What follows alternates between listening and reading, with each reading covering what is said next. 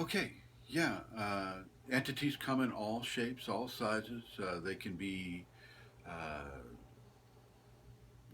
single-celled uh, creation. They can be a fungus, as you mentioned with the candida. But they're also,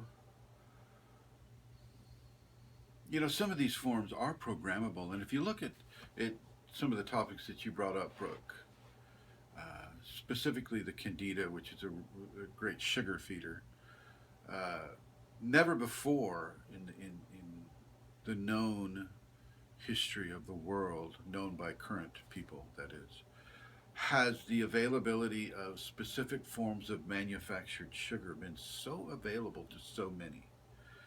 We truly live in a global environment, and the sugar that is produced in the Caribbean can be consumed by somebody in China or Canada or Europe or Australia or United States, and in copious quantities. And this, as you say, Brooke, this addiction is a very, very real deal.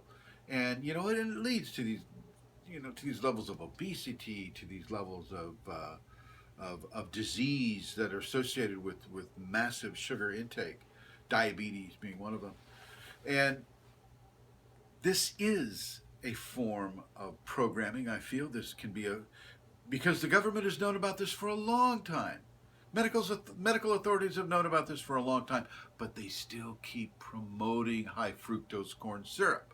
They still keep promoting strong levels of intake of sugar in order, I feel, to in some ways compromise the longevity of the population and to keep them in a very controlled state. And so it's important for people to understand that this is occurring right now. Okay, and this is one vector of distraction from the enlightenment process, from awakening the Kundalini process, because in many ways the Kundalini won't allow you to have that kind of an addiction. She will take away that addiction, and it's very difficult to do. She will begin to modulate the level of sugar intake that you take, and it's true. Sometimes she'll let you have it, sometimes she won't. But it's not your choice so much anymore as it is the Kundalini's choice. But let's go into other areas that you brought up. Uh,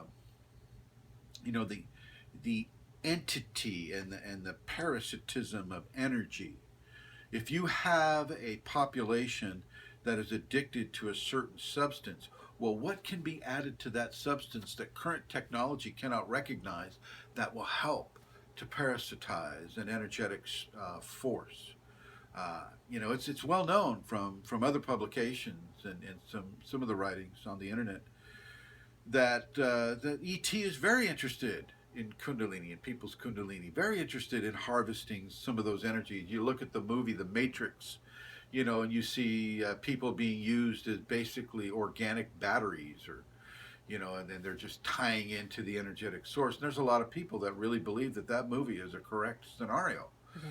And I wouldn't disagree with them completely. Perhaps I wouldn't agree with how the movie made it appear, but the concept of one species using another species for continuous energetic manipulation, I think, is a reality. You can look into the natural world for that. I mean, symbiotic systems, are a great reflection of that type of a deal. The other thing that people want to really look at is, what are you doing to create this environment of parasitism within you? Are you eating a lot of sugar? Are you buying into the idea that you're born, you work, and then you die, and that's basically all there is to life? Or can you reach further into yourself? Can you reach further into the divine that you are, the divine that the Kundalini allows you to be? These are the areas that also are not being recognized by our populations, that they have an infinity of levels of enlightenment that they can achieve, even with the restrictions that are placed upon them. But a video like this and videos like this that expose the truth, that expose the opportunity, and expose the forces that are vying for control over your enlightenment. This information is incredibly important, and I'm very grateful to people like Brooke and other people that understand this information, are bringing it out into the public.